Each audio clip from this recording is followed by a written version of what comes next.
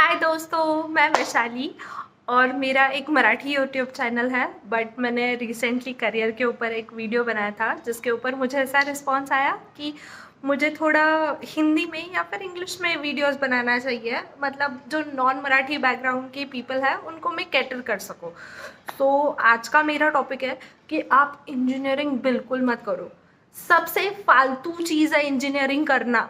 Seriously मैं बात कर रही हूँ। मैं आज 10 एग्जाम्पल्स आपके सामने खड़े कर सकती हूँ जिन्होंने करोड़ों करोड़ों रुपए की इंजीनियरिंग की है और अभी वो जॉबलेस है।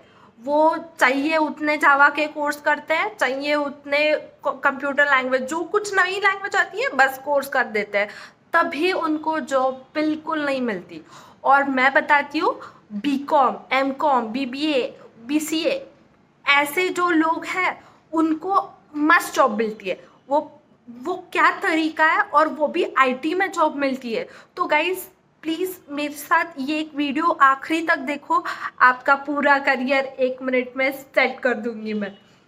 आप प्लीज़ मेरे ऊपर गारंटी रखो, और अगर मेरे पर अगर थोड़ा सा भी डाउट है ना, तो आप प्लीज़ किसी इंजीनियर या फिर जिनके पास बहुत सारा एक्सपीरियंस है उनको प्लीज़ कन्फर्म करके बात कर लो।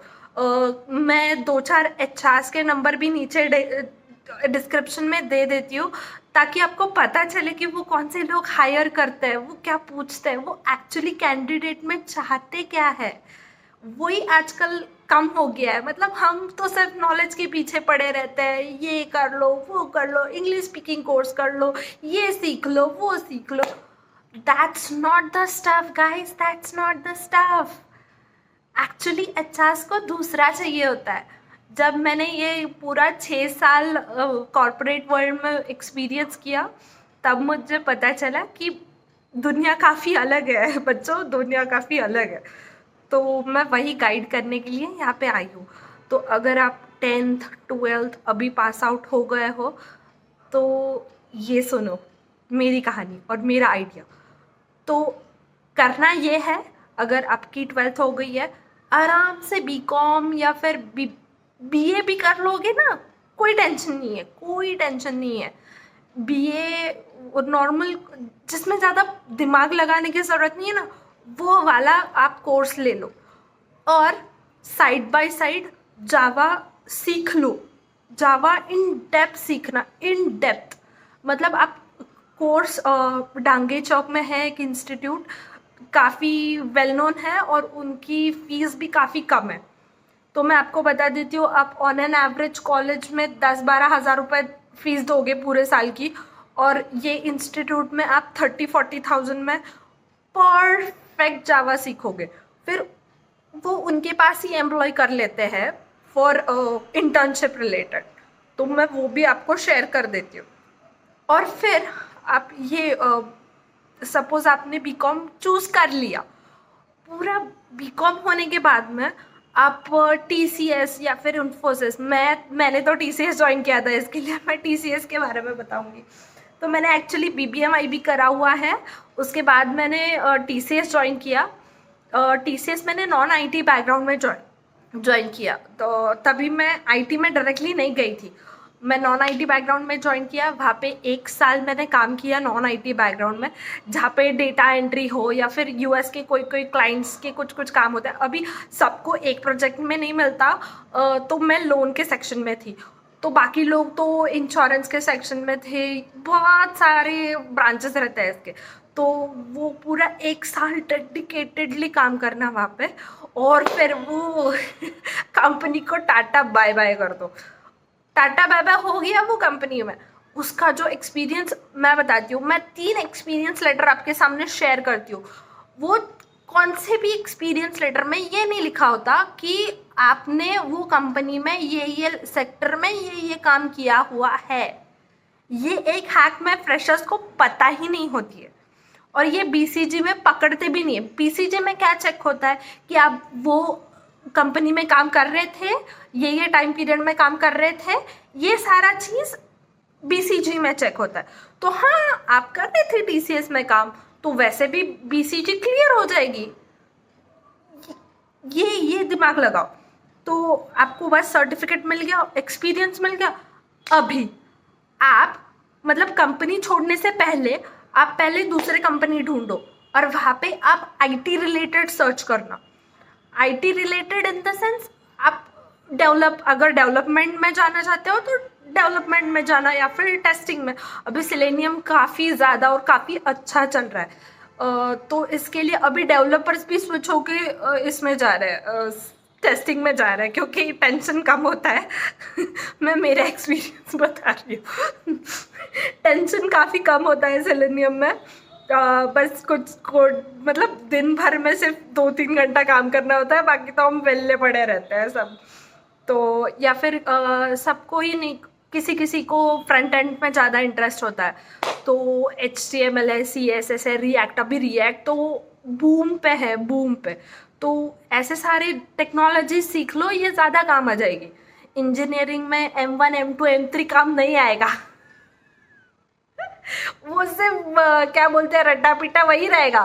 वो M1 M2 M3 आपके कंप्यूटर में नहीं आने वाला है। तो इसके लिए मैं बोल रही हूँ, फिर आप आराम से जो एक्सपीरियंस है, नॉन आईटी बैकग्राउंड का एक्सपीरियंस, बाकी मैं जो इंस्टीट्यूट बता रही हूँ वो इंस्टीट्यूट में मतलब ऐसे बहुत सारे इंस्टीट्यूट रहते हैं, मैं सिर्फ मेरा बता रही हूँ।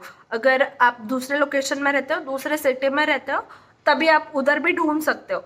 तो ये जो इंस्टीट्यूट है ये ऑनलाइन क्लासेस भी प्रोवाइड करते हैं और ये प्लेसमेंट भी प्रोवाइड करते हैं। तो मैं मेरा एक्सपीरियंस बता रही हूँ, तो मुझे तो 100% गारंटी है, अगर इसमें ये इंस्टीट्यूट में आ जाओगे, जिसका मैंने डिस्क्रिप्शन में लिंक दिया हुआ है, तो वो आप चेक कर लेना। ये अनपेड प्रमोशन है, मेरे को मेरे इंस्टीट्यूट से कुछ पैसे वैसे नहीं आए, बट तभी मैं बता रही हूँ आपको। तो आप ये काम कर लो, मतलब बीकॉम कर लो, उसके बाद कॉलेज प्लेसमेंट के लिए वैसे ही TCS इन्फोसिस आते ही है। मैं तो बोलूँगी TCS प्रेफर करो, इन्फोसिस मत प्रेफर करो, क्योंकि वो मैसूर जाना पड़ता है, और मैसूर में 3 महीने रहने के बाद वो वापस आपको बेंच पे ही बिठाते हैं, और फिर बहुत सारे एग्ज़ाम्स लेते हैं। अगर वो एग्ज़ाम में पास नहीं हुए तो वो आपको रिलीज़ लेटर दे देते हैं। तो वो इन्फोसिस इतना ट्रस्टेड है भी नहीं। वैसे TCS आपको बिल्कुल नहीं निकालेगा, बिल्कुल नहीं निकालेगा। और मैसूर भी नहीं जाना पड़ेगा TCS के लिए, आप पुणे में या फिर कौन से भी लोकेशन में वहाँ पे जाके तुम कर सकते हो, मतलब आपको TCS में जॉब अच्छी मिल ही जाएगी। तो बस 1-2 साल उधर एक्सपीरियंस ले लो, और वो जो एक्सपीरियंस का सर्टिफिकेट है वही IT में कन्वर्ट कर लेना, और आगे आपकी अच्छी जर्नी चालू।